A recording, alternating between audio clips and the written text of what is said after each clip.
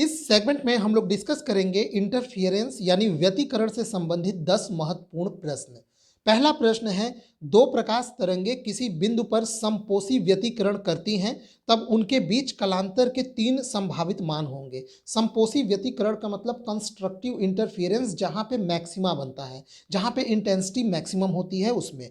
तो देखिए, आप लोगों को जब व्यतिकरण मैं पढ़ा रहा था तभी मैंने आप लोगों को बताया था कि जब दो कला संबद्ध यानी कोहेरेंट सोर्स से चलने वाली प्रकाश तरंगे स्क्रीन पे समान कला में मिलती हैं तो वहां समपोषी व्यतिकरण बनता है। और समान कला में तब मिलेंगी वो जब उन दोनों प्रकाश तरंगों के बीच में जो कलांतर है वो या तो 0 डिग्री होना चाहिए या तो इवन इंटीजर मल्टीपल यानी 2 पाई, 4 पाई, 6 पाई, 8 पाई, इसी प्रकार का ये इवन यानी 2, 4, 6, 8 जो सम संख्या होती हैं, इनका पाई का अगर इंटीग्रल मल्टीपल होगा तभी वो समान कला में मिलेंगी और वहां पे समपोषी व्यतिकरण होगा। जबकि विपरीत कला में विनाशी व्यतिकरण के लिए यानी डिस्ट्रक्टिव इंटरफियरेंस, जहां पे बिल्कुल अंधेरा रहता है, जहां पे डार्क फ्रिंजेस बनती हैं, उसके लिए क्या होता है, वहां पे ऑड यानी पाई, 3 पाई, 5 पाई, 7 पाई ऐसा होता है। ठीक है, 0 इसमें नहीं होता है। 0 केवल और केवल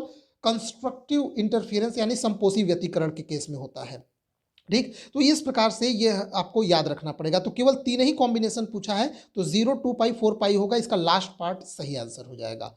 बढ़ते हैं अगले प्रश्न की ओर। अगला प्रश्न यहाँ पे है, दो प्रकाश तरंगे किसी बिंदु पर विनाशी व्यतिकरण करती हैं तब उनके बीच पथांतर होगा। अब विनाशी व्यतिकरण वही डिस्ट्रक्टिव इंटरफियरेंस जहाँ पे डार्क फ्रिंजेस बनती हैं, ठीक है, जबकि समपोषी व्यतिकरण में ब्राइट फ्रिंजेस बनती हैं। अब इसको आप कैसे निकालेंगे? देखिए, विनाशी व्यतिकरण के लिए हमने अभी अभी बताया कि क्या होना चाहिए, फेज डिफरेंस पाई होना चाहिए, 3 पाई होना चाहिए, 5 पाई होना चाहिए, इसी का होना चाहिए मल्टीपल। तो आप यहाँ तो पाथ डिफरेंस पूछ दिया है, पथांतर पूछ दिया है, हमने अभी आपको कलांतर के टर्म्स में बताया, तो आप निकाल लीजिए। अब सभी लोग जानते हैं कि जो कलांतर होता है वो होता है 2 पाई/लैम्डा इंटू पथांतर। ठीक है, कलांतर यानी phi is equal to 2 pi lambda into क्या होता है, पथांतर को हम डेल्टा एक्स से दर्शाते हैं। तो चूंकि हमें पथांतर निकालना है तो यहाँ से पथांतर निकाल लीजिए, तो वो λ/2 पाई इंटू 5 हो जाएगा। तो डेल्टा एक्स पथांतर क्या हो जाएगा, वो हो जाएगा λ/2 पाई इंटू 5। तो चलिए, विनाशी व्यतिकरण का पहला कॉम्बिनेशन पाई आया था,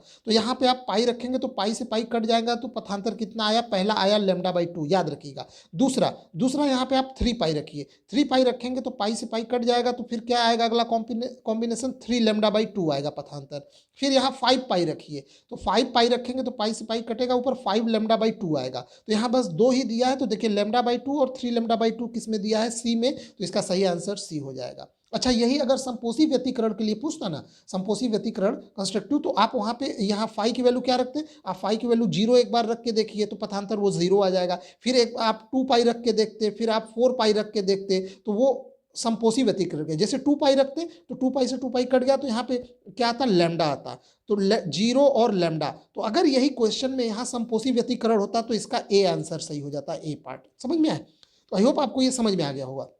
आगे बढ़ते हैं अगले प्रश्न की ओर। अगला प्रश्न है, यंग के डबल स्लिट एक्सपेरिमेंट यानी यंग के द्विस्लिट प्रयोग में केंद्रीय फ्रिंज होती है वो सदैव ब्राइट फ्रिंज होती है। समझ में आया? हमेशा उसमें ब्राइट फ्रिंज बनता है, यानी ब्राइट फ्रिंज का मतलब क्या होता है, दीप्त, यानी सदैव दीप्त फ्रिंज बनता है, वहां पे इंटेंसिटी सबसे ज्यादा होती है डबल स्लिट में, सेंटर में हमेशा मैक्सिमा बनता है। ठीक है, बढ़ते हैं अगले प्रश्न की ओर। अगला प्रश्न है, यंग का द्विस्लिट प्रयोग प्रदर्शित करता है। तो यंग डबल स्लिट एक्सपेरिमेंट जो है वो व्यतिकरण के लिए किया जाता है। ठीक है, यंग का नाम व्यतिकरण यानी इंटरफियरेंस से जुड़ा है, जबकि विवर्तन से किसका नाम जुड़ा है, दो लोगों का, एक फ्रेजनल और दूसरा फ्रॉनहोफर। ये दो प्रकार के विवर्तन होते हैं, एक फ्रेजनल विवर्तन यानी डिफ्रैक्शन, फ्रेजनल विवर्तन, और फ्रॉनहोफर। हालांकि यंग डबल स्लिट जो है वो व्यतिकरण से जुड़ा हुआ है। ठीक है, बढ़ते हैं अगले प्रश्न की ओर। अगला प्रश्न है, यदि यंग के द्विस्लिट प्रयोग में एक स्लिट को ढक दिया जाए तो क्या हो जाएगा? देखिए, व्यतिकरण के लिए हमने बताया है, व्यतिकरण तभी संभव है जब दो प्रकाश तरंगे हों और दोनों को दोनों कोहेरेंट हो। अब अगर दो में से आप एक को ढक देंगे तो फिर वहां व्यतिकरण होगा ही नहीं, यानी इसका आंसर देखिए, खोजिए क्या हो, फ्रिंजें अदीप्त हो जाएंगी, तो हाँ, व्यतिकरण नहीं होगा तो फ्रिंजें तो अदीप्त हो ही जाएंगी। फ्रिंजें चौड़ी हो जाएंगी, गलत। फ्रिंजें सक्रिय हो जाएंगी, गलत। फ्रिंजें नहीं बनेंगी तथा पर्दे पर तीव्रता समान होगी।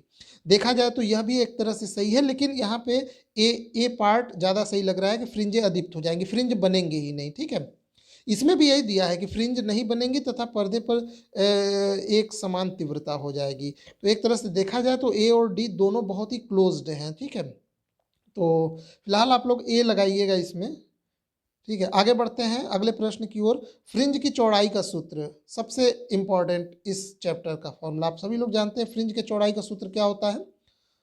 फ्रिंज के चौड़ाई का सूत्र, इसमें देखिए इसमें कौन सा ऑप्शन सही है। इसमें आपको बी पार्ट सही, beta equal to lambda capital by 2d। ये आप सोचेंगे सर कैसे याद रखें।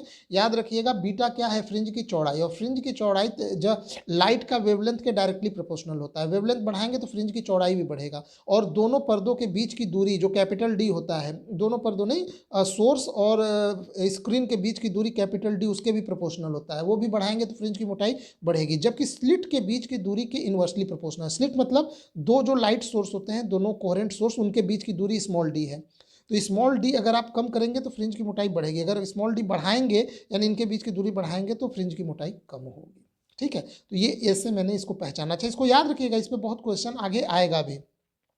देखिए अगला प्रश्न है, यंग के व्यतिकरण प्रयोग में यानी यदि किन्हीं दो क्रमागत दीप्त फ्रिंजों के बीच की दूरी बीटा हो तथा दो क्रमागत अदीप्त फ्रिंजों के बीच की दूरी बीटा डैश हो तो। देखिए मैंने आप लोगों को बताया है, इंटरफियरेंस में खासकर यंग डबल स्लिट एक्सपेरिमेंट में जो फ्रिंज बनते हैं, तो चाहे ब्राइट फ्रिंज बने चाहे डार्क फ्रिंज बने, फ्रिंज की मोटाई समान होती है। जितने भी फ्रिंज बनते हैं समान मोटाई के फ्रिंज बनते हैं। यह व्यतिकरण का, देखिए व्यतिकरण में, इंटरफियरेंस में फ्रिंज की मोटाई समान हो भी सकती है, नहीं भी हो सकती है, लेकिन विवर्तन यानी डिफ्रैक्शन की जो फ्रिंजेस होती हैं वो कभी भी समान मोटाई की नहीं हो सकती। लेकिन यंग डबल स्लिट एक्सपेरिमेंट में जो फ्रिंजें बनती हैं वो समान मोटाई की बनती हैं। दीप्त और अदीप्त यानी डार्क और ब्राइट फ्रिंज दोनों की मोटाई समान होती है। तो यहाँ beta equal to beta dash आ जाएगा।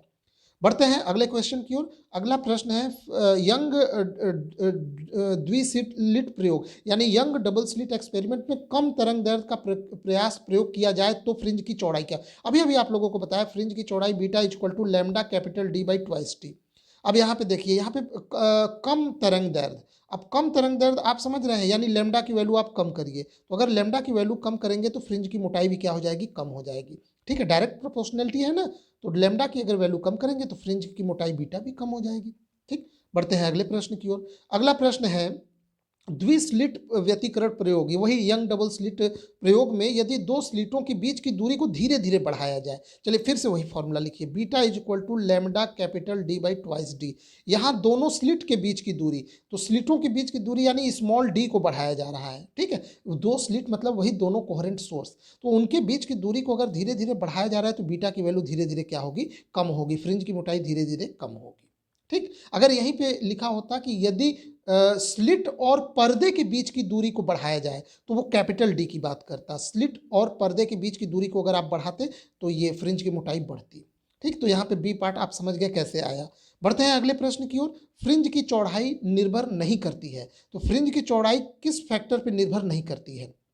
पहला, कला संबंध स्रोतों के बीच की दूरी, उसी फॉर्मूले से होगा सेम, ये beta equal to lambda capital D by twice D. अब देख लीजिए किस पे निर्भर कर रहा है, कला संबंध स्रोतों के बीच की दूरी, यानी दोनों कला संबंध स्रोत यानी दोनों स्लिटों के बीच की दूरी, तो उस पर तो निर्भर कर रहा है डी पे। अगला, स्रोत से पर्दे के बीच की दूरी, ये कैपिटल डी, तो इस पे भी निर्भर कर रहा है। स्रोत द्वारा उत्सर्जित प्रकाश के तरंग दैर्ध्य पे, तो लैम्डा पे भी निर्भर कर रहा है। तो ये तीनों तो फॉर्मूले में हैं, यानी इन तीनों पे निर्भर कर रहा है। तो किस पे निर्भर नहीं कर रहा है, फ्रिंज के क्रम पे निर्भर नहीं कर रहा है। ठीक, तो बीटा इसमें फ्रिंज के क्रम का कोई फैक्टर ही नहीं है, केवल 3 फैक्टर पे ये निर्भर करता है। तो मेरे ख्याल से ये क्वेश्चंस आप लोगों को अच्छे से समझ में आ गया होगा और ये वीडियो भी आपको पसंद आया होगा। कमेंट में आप लोग अपनी प्रतिक्रिया दीजिएगा।